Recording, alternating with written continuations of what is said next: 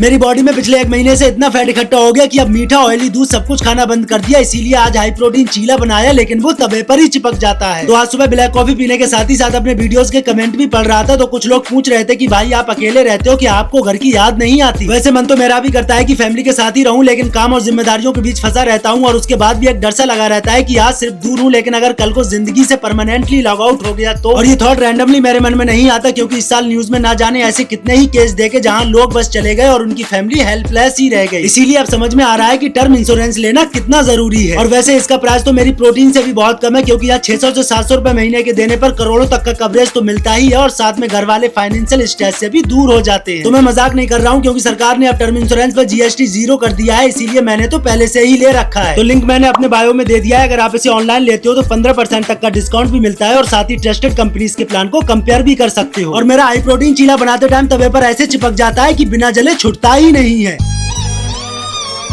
तो जैसे तैसे करके मैं इसे पलट तो देता हूँ, लेकिन ये जल ही जाता है। चलो, तो जलना जलाना तो चलता ही रहता है, बाकी खाने में टेस्टी बनाता है, आप लोग भी जरूर ट्राई करना।